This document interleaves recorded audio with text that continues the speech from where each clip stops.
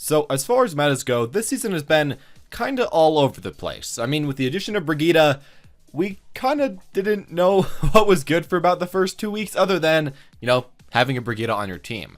And as the meta has evolved, we've kind of come and gone what heroes are good and bad. But today I want to talk about 3 heroes that I think a lot of people think are still meta and that are still good in the average competitive game that actually aren't that great of a pick, that have very low win rates, and while they are picked quite often, you probably shouldn't be playing them way too often if you want to win a lot of games of Overwatch competitive. Now with that said, they still are playable. If you really want to play them, you still can go for it, but in general, yeah, they're a lot worse than you probably think. So we're going to start it off here with Widowmaker, who I think has always been a very controversial pick because a lot of people have always thought Widowmaker is pretty good, while a lot of other people have kind of always thought that Widowmaker is pretty bad. And, essentially it's always been on the idea that, if you have a very skilled Widow, she can be playable, while if you don't have a skilled Widow, you probably should never have one. And that's kind of how it's been, through the entire existence of Overwatch, except for like maybe season 1 and 2 where she was extremely strong. But currently I think a lot of people are thinking that Widowmaker has suddenly kind of popped up as far as strength goes. And while she has, I guess, gotten a little better, when you look at people actually doing well with Widowmaker, it's not actually happening that well. Of course, the lower rank you go, the worse Widowmakers are doing. And if you actually look at the very lowest ranks, and oftentimes she is in like the top 5 worst characters, but even when you go up to the higher ranks, she's still not even picking up at all. She's still at best only essentially a mid-tier type of character, and I think that's kind of weird and kind of telling of what we're thinking about the meta right now. I know a lot of people that are saying, Widowmaker is the next strongest DPS, Widow Hanzo every single game, sniper meta, but as far as stats go, that's just kind of not what's been working out. And I guess you could argue that if you are in the best echelon of players, that maybe Widowmaker is a somewhat viable choice and that you should be picking her up if you are extremely good as her. But for the majority of players that aren't Smurfs, especially for people Diamond and below, she isn't bringing way too much to your team. Now, the great thing about Widowmaker right now is that she can, of course, get a lot of picks at far range, and she can, of course, kind of pick people off against the triple support meta, which is kind of difficult to play against. But I think the problem is that you have to be very consistent with her, and the majority of players, again, can't have that consistency. A lot of the, just characters in general being picked up right now are somewhat tanky, and in many situations, you will have to get a few headshots in a row, or a few super clutch headshots that aren't just going to be going on all the time. While again, she might be a little bit easier to play right now than she was in the dive meta, I still would say that she isn't going to be this character that you should just pick up and play and roll with like I see so many people doing. Honestly, if you're a person that hasn't played her much in previous seasons, that doesn't have way too much time with her at all in competitive, and just is thinking, hey, she's a good DPS right now, she's the best hit scan, I should be playing her, you might want to switch off to Hanzo instead, because he can do essentially the same, if not a similar role, to a much greater effect with much less, required skill on the character. And yeah, that's just kind of how it is right now. So as we go into Junkrat, I'm going to say right here that yes, Junkrat does have a higher win rate than the majority of the other hit scan in the game, but I think most people agree that hit scan just kind of suck right now and just really aren't good at all. While on the other hand, a lot of people think Junkrat's amazing still. He's honestly not really amazing, and while he is, I guess, a little better than the hit scan, as far as comparing him to a lot of the other DPS right now, he is kind of trash, and that's just kind of how it's been going. Now, I think the problem with Junkrat is that since the beginning of this season, we've really got the idea that Junkrat has been a very strong pick, and still, again, he can sometimes fit in the role when you need to pick him up, but there comes a problem, and that problem's name is Hanzo, and that problem has been shoving a lot of people out of the meta. Right now, Hanzo is just extremely strong. He does a ton of damage, a huge amount of burst.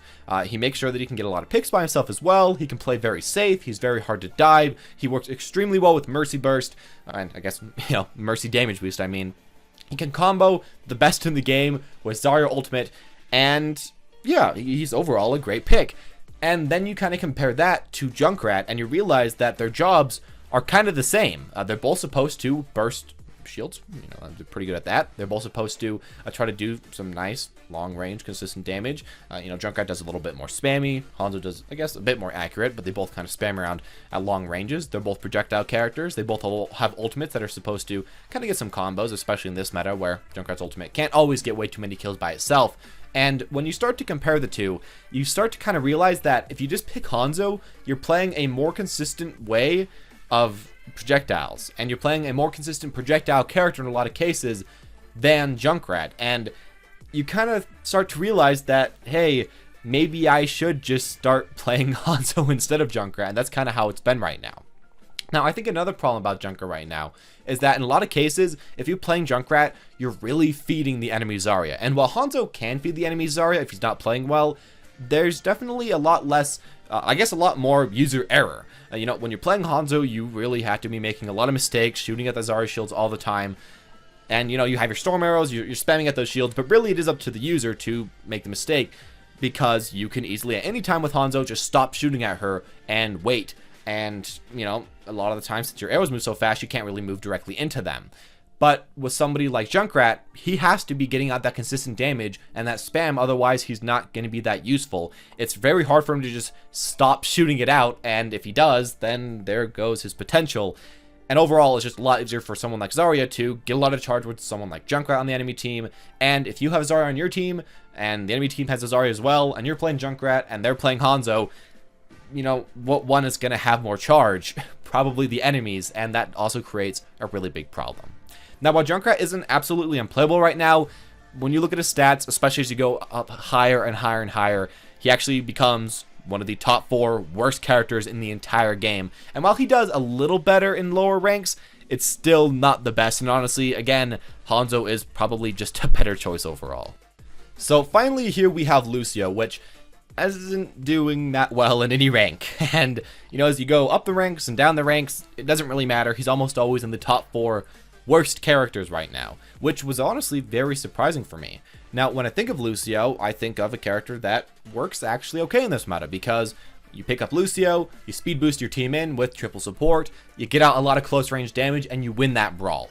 But I think the problem with Lucio is that you have a brawl comp, but the enemy team also has a brawl comp. So speed boosting in most cases doesn't really help you that much. In a lot of cases, the enemy team can crowd control you back to make the speed boost not count for way too much. Lucio himself right now can't get way too many kills, and I think that put together makes so that in a lot of situations you'd probably just rather have Zenyatta for more damage, for more pick potential, for more further range, or somebody like Mercy so that she can damage amp some people on her team, mainly the Hanzo player or the Zarya player, someone like Moira so that she could get a lot more heals.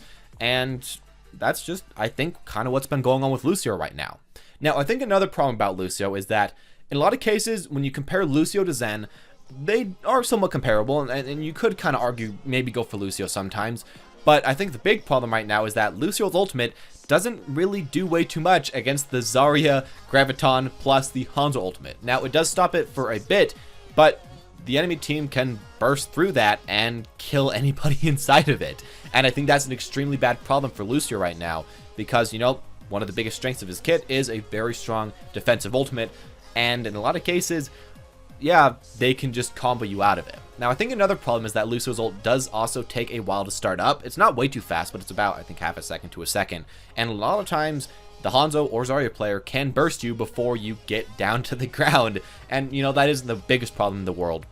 But I think that as well is a problem. And you kind of just start to think, why would I pick Lucio up right here, who has an ultimate that can block damage, when instead I could go Zenyatta and have a more consistent ultimate that more consistently will be able to block this combo and win us this team fight. And I think that's kind of what's been going on. Overall, I think Lucio on paper again doesn't seem like that bad of a character, but when it actually goes into practice, depending on the rank, he is as bad or worse than Ana. I think they're kind of in the same situation where on paper they both seem alright, they both seem like they can do quite a bit, and I've heard a lot of people, picking up Lucio on ranked, and a lot of people thinking that he's alright. But right now, he's having a lot of trouble, and I don't think he's going to do that great until a new meta shows up, which is kind of problematic for him. Overall, I like Lucio a lot. I really hope that he'll start to become a bit stronger again, but that's just kind of how it is. But in general, I think those are the heroes that a lot of people right now are thinking are pretty strong picks that you should be going for, that I guess aren't completely unusable, but still, comparatively to a lot of the other picks right now, are pretty awful, and you should be probably picking somebody else. Now, they are in a range where probably in the near future, after a few Brigida nerfs and a few buffs or some other characters, they could become meta again, so don't be too afraid about picking them up and learning them for the future. But if you want immediate results, yeah, they probably aren't going to be doing that great, at least for right now. With all that said though, guys, thank you all for watching, hope you enjoyed, and if you have any other heroes that you personally feel like are good, that a lot of people think are bad, or heroes that are bad that a lot of people think are good, make sure to leave that down in the comment section down below. Anyways, as always guys though, thank you all for watching, hope you enjoyed, hit that subscribe button if you want to see videos like this in the future, and as always guys, have a wonderful day.